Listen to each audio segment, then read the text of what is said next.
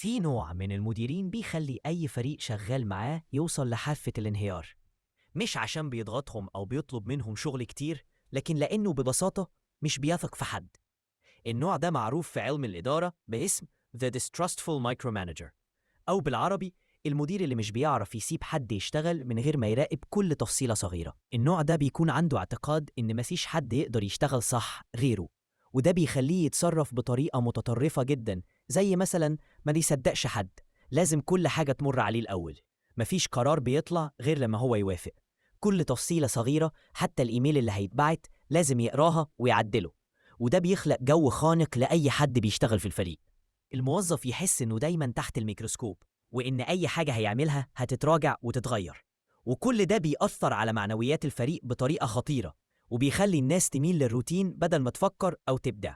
كمان بيتدخل في تفاصيل ملهاش أي تأثير على الهدف العام، زي بيستنزف الفريق. المدير ده مش بس بيأخر كل حاجة، ده كمان بيستهلك طاقة ومجهود الناس على حاجات كان ممكن تخلص أسرع بكتير.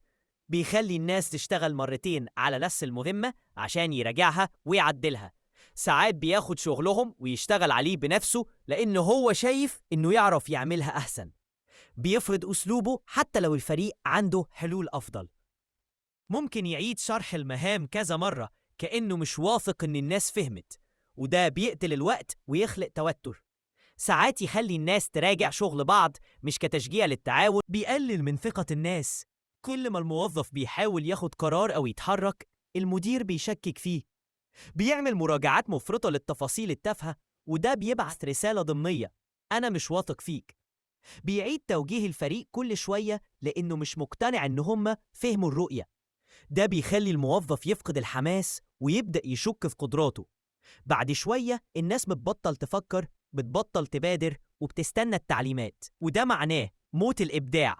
وكل ده بيؤدي لحالة من الجمود في الفريق. ليه بيعمل كده؟ المدير ده مش بالضرورة شخص سيء، لكنه غالباً بيكون خايف حد يغلط فيأثر على صورته، خايف المشروع يفشل ويتحاسب عليه، أو ببساطة اتعود من البداية يعمل كل حاجة بنفسه، أو كان في بيئة سابقة فشلت بسبب تصويته فبقى عنده تروما. وفي كمان نوع تاني، المدير اللي شايف إن الثقة ضعف، وإنه لو ما مسكش كل حاجة بنفسه يبقى كأنه مهمل أو ضعيف. بس الحقيقة إن الخوف والشك ما بيبنوش قوة، بيبنوا بيئة سامة. إزاي نتعامل معاه؟ لو أنت موظف، حاول تكسب ثقته بالتدريج. دون كل حاجة وشاركه بالأرقام، خليه يحس إنك عارف بتعمل إيه. ابعت أبديتس دورية عشان يعرف إن الشغل ماشي. اقترح حلول واضحة بدل ما تشتكي. لو لقيته رافض يسمع أي رأي، دون كل حاجة لحماية نفسك. لو أنت مدير وبتلاقي نفسك بتتصرف كده، اسأل نفسك: هل فعلا كل الناس مش كفء؟ ولا أنا اللي مش بديهم فرصة؟ جرب تفوض مهمة صغيرة، راقب النتائج، هتتفاجئ.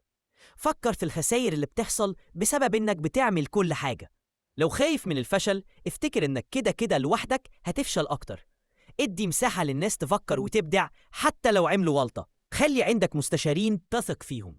البديل الصحي المدير اللي بيثق في فريقه، مش بيختفي، هو موجود متابع بس مش خناق، بيدي توجيه وبعدين يسيب الناس تنفذ، بيساعد لما يطلب منه، وبيحتفل بنجاح الفريق، مش بياخد الفضل لنفسه.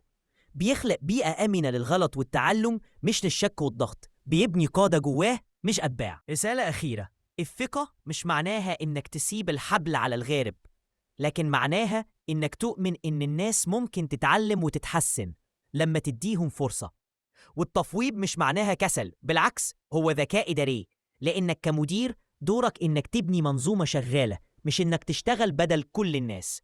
الثقة مش بس ترفع معنويات الناس، دي بتديك وقتك أنت كمدير تفكر وتطور وتبص للصورة الكبيرة. لو بتشتغل مع مدير من النوع ده، حاول تتأقلم، بس حافظ على نفسك. ولو أنت المدير، افتكر إنك لوحدك مش هتعرف تنجح. الزتونة: الفريق مش روبوتات، ولو مش واثق فيهم يبقى ليه مشيتهم معاك من البداية.